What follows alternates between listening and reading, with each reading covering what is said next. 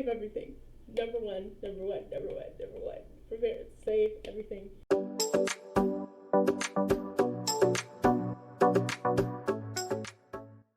Hi guys, welcome back to my channel. If you're new here, welcome. Here's a place that we advocate for disability inclusion and spread awareness to make the world just a little bit brighter. My name is Janelle, and a quick visual description, I am in this, I feel like I've worn this before, but I don't know, this salmon-y, pink-ish tie-dye shirt. I've got a mic on. Usually I keep it down here, but we're going to put it up here to see how it sounds, and the background is that I'm here in my room. Summer is coming to an end as I'm posting this, and it is getting closer and closer to back to school time, so I figured why not give some back to school disability tips. I'll be giving back to school tips on a range from pre-K or PPCD all the way up to high school, and I will do a separate video specifically for college just because there's some intricacies about college that are different than elementary and middle and high school. Alright, so let's get into it. I know going back to school is always a really interesting transition time. If you or your kids used to summer, hanging out, doing much of nothing, and then all of a sudden now you have to go back to school with some structure, it can be hard. So there are a couple things that you can do to kind of prep and prepare beforehand. If you have a younger child, one of the things I recommend is doing or simulating a school lunch before you go back, right? So they're gonna have their new lunch box, they're gonna have, their, lunch box, their bento box, whatever you're putting the food in. They're gonna have their snacks, and I feel like for a lot of younger ones, a lot of teachers spend a lot of time walking around, trying to open this, open that, or if the child doesn't know to ask, then they'll just sit there and not be able to eat that item for lunch. So a really good thing to do is to practice that beforehand at home during a lunch. Have it as if it was like at school, because at school they also have limited lunch times, right? So like 30 minutes, maybe 40 in some places. So it's really good to be able to try to help your child eat as much of their lunch as they can so that they can be fueled and do whatever they need to do throughout the day. Practice opening the bag of chips at home if they have the dexterity to do so. Practice, getting the, I don't know if people use this anymore, but Capri Sun, you open the straw package, put it in. If they can't open everything, that's okay. But it just gives you a good idea to know, like, if 80% of the lunch that I packed for my child cannot be accessed by them, maybe see if there's another way that you can, let's just say the fruit snacks are hard to open. Open the fruit snacks, pour them in a Ziploc bag, put the Ziploc bag in the lunch box, and if they can open a Ziploc bag, that's a lot easier for them. Now, if your child has a disability where that's not really a thing and that's not really an option for them based on like dexterity or just fine motor skills, then that's okay. Like I said, if there's other ways that you can make it more accessible to them, do so. Another tip I have for prepping your child for back to school stuff is of course getting them the right school supplies that they need. There's adaptive school supplies, or if there's specific things that you think will be beneficial to them in the classroom, go for it. I have compiled a list of some disability-friendly school supplies on my Amazon storefront, and I've chatted about it a little bit before on my channel, but I'll put the link to the storefront down in the comments so you can check that out. It has all kinds of stuff from wiggle seats to help with sensory, needs being satisfied, all the way to dysgraphia paper to help with, writing with the highlighted lines, to adaptive pencils that are thicker, adaptive scissors, all kinds of stuff, as well as backpacks with inserts for feeding tubes. I have everything on there, so go check it out. Lastly, for back to school prep before they go to school, well, this one can be done either right before they go to school or within like the first week or so of school, is if your child has a disability that, for example, I'm using Tourette syndrome because that's my experience. If your child has a disability where, of course, other peers will notice, or maybe you're in high school or something, if other people will notice, instead of just not saying anything about it and acting like it's not there, it might be a good idea to talk about it ahead of time. You can let the teachers know before school starts, hey, I or my child has Tourette syndrome. I'll just use that as an example. It means that they have involuntary movements and sounds that they can't control, and these are what some of them look like right now, but it could change. I know people that have done presentations on it to the class, which of course, if you're brand new to this is new to you, that's daunting, which I understand. but I've heard that that's been helpful. Another option, I actually got a template of this from one of the people that I follow. Her daughter has Tourette syndrome, so I'll put that for you guys to see right there. It's like a pamphlet. So she created this pamphlet with information about her daughter, as well as what Tourette syndrome is, and how it may present in the classroom. And then on the back there's a QR code for people to learn more about it. So this went out home to the students for their parents, so that their parents were able to talk with their kids about what that was, and just so that everybody was educated on it. And I think that is a brilliant idea. I've also seen somebody put they got to do like the morning announcements, and they were able to announce to the whole school already that somebody at the school had Tourette syndrome, and that what it may look like, and just the importance of not bullying or teasing anybody about it. So there's several different ways that you could go about informing the class or your teacher or the school on your condition. If that would make things easier for you, then go for it.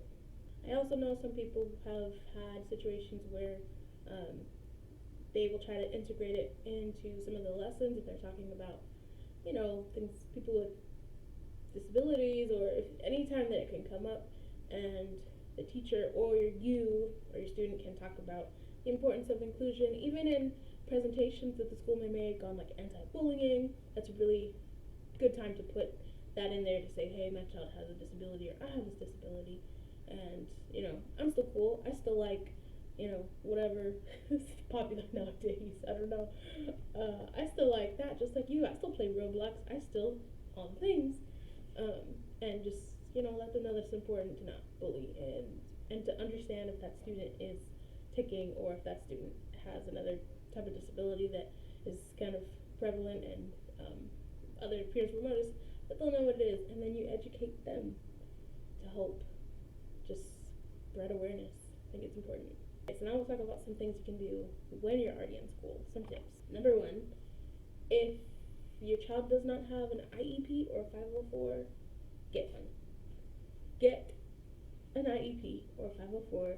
If you're in America, I'm not sure how it works in other places like Canada, the UK, or the islands or anything like that, but I know that it is helpful with accommodations in the classroom, with if you're needing a different type of specific instruction, an IEP will be helpful. If you're needing some type of accommodation, then you don't qualify for an IEP, a 504 will be helpful, and it's just so important, because that is something that teachers and educators have to follow, and if they don't, then you have processes and steps that you can go through to make sure that ensures that happens, and it's written, it's there, so teachers can't say, I didn't know, or it's right there. We talked about it. We had a meeting about it. So that's really important. If you are trying to figure out what kind of accommodations your child may benefit from, you can go to understood.org, and I've talked about this on my channel before as well.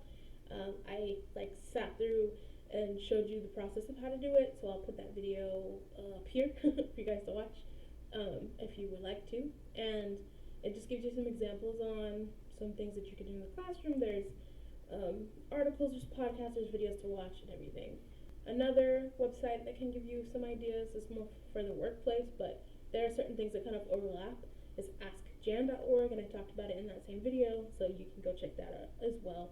And it gives you straight up ideas for that, for what your child may need. Another thing I would say is if there's any books that you can read, or if your child's old enough and likes to read, on just experiencing life in middle school or elementary school or high school, that would be beneficial. And then of course, if there's any people on social media that kind of advocate for that specific disability that your child or you could relate to, check those out, because that can be very helpful as well. A very handy tip specifically for parents is I don't care what it is, any communication that you have with your child's educator, or the OT, the speech, anybody at the school, anybody related to your child's education, save it. If it's an email, preferably, because it's more concrete. Don't delete emails. Keep Make a folder that every communication you've had goes through that, and you just put it in there, save it in there. It has a date, it has a time, it has people's responses and everything in there. Don't delete it. Just save it. Even if it's like, oh, well, I still have stuff from fourth grade, and now my child's in sixth grade, save it. Because there might be something that you can use and you can pull from there to apply here. Or, to say, I don't know, let's just say you're wanting a certain accommodation for your child, and the school's saying, oh, we don't do that. Or we don't do that in the school district. Go back, pull out the receipts, and say, yes, you do. Because it's happened before. Save everything. Number one. For parents, save everything. Save everything. I know I'm like laughing when I say this, but it's because it's so crucial. There, if you have a conversation, write down the gist of what was talked about, save it. Or type it up in your email, save it. Another great tip I would say is, especially for kids that have a hard time with like schedule changes or just getting used to a new routine, is if there's anything you can get in advance, any information ahead of time, what schools will be like, their schedule, all of that, try to get that information and like talk to your child about it. Say, hey, like, here's some programs, or I don't know, like, remember how last year you used to go to this room for, you used to have A lunch. This year you have B lunch. What does that mean? What is that going to look like? What can you do if you're hungry? Like, should we eat a bigger breakfast? Talk about those things and try to plan something out. Because the earlier you can try to, work it out, figure it out, the better. Additionally, transportation always sucks on the first couple days of school. The first week, honestly. The bus probably will be late. Anticipate that the school bus will be late. Every single year that I've ridden the school bus, the first day of school, it has been late. Up to 2 hours late. So, just expect it, honestly. If you're driving them to school, the school line's going to be crazy. You're going to be sitting in your car for a long time. They're not going to want you to get out of your car. They're going to say the kid needs to unbuckle themselves and get out the car, unless it's, a certain situation, like if they're in a wheelchair and you're needing to get them out. But if not, that is going to happen. Expect the unexpected in this case. Expect those things that make you annoyed, that make you agitated, that make you anxious, and understand that will affect your child as well. So talk about it. Say, hey, first day of school, the bus is coming. The bus is probably going to be late. So we're going to wait outside. The bus might be late. It's probably going to be late.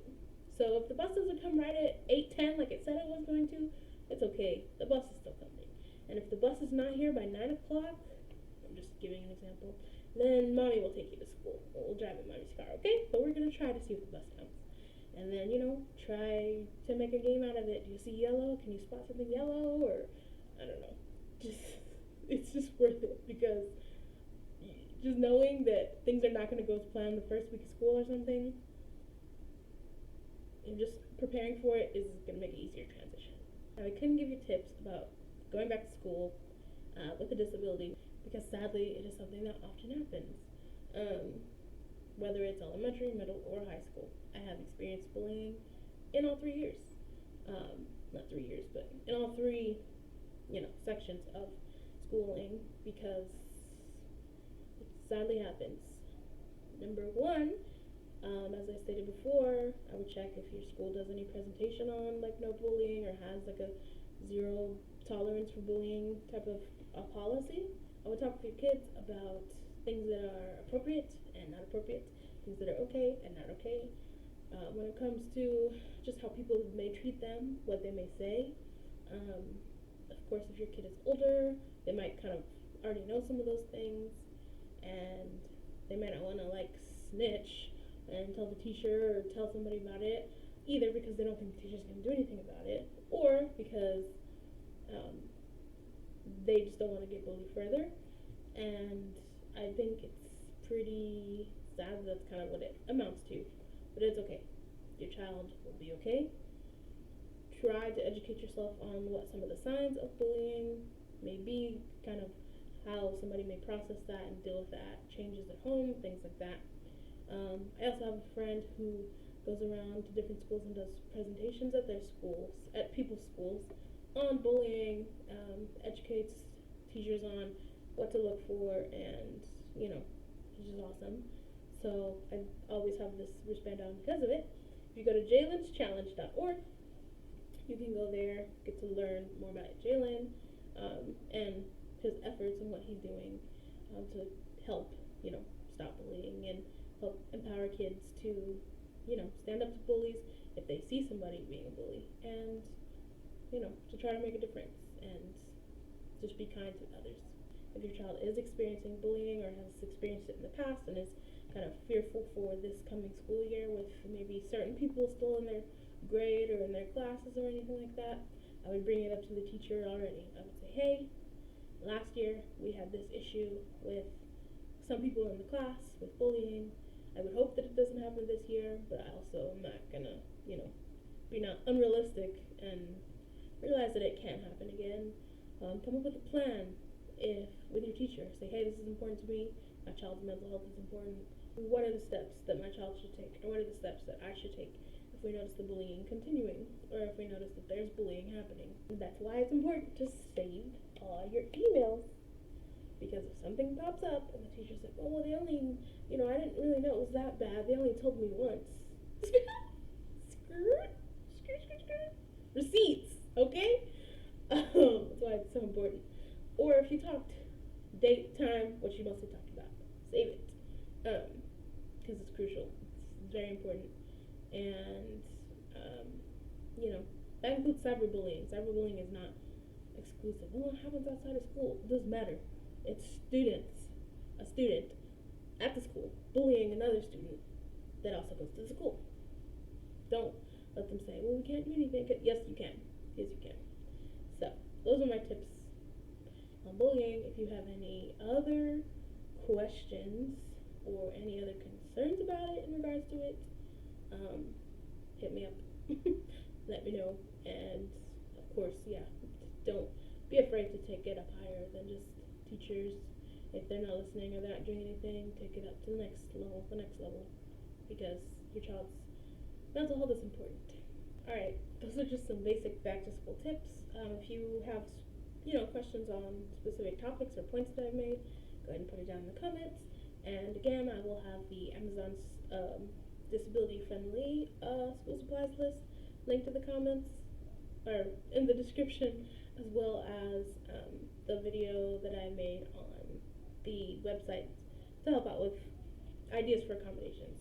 So thank you guys for coming here. If you have any other questions or comments, like I said, put it down. I'd love to see what you got out of this video. I'd love to see your thoughts and opinions. And please like and share this video to help others to make the world just a little bit brighter. Thanks guys. Shine bright.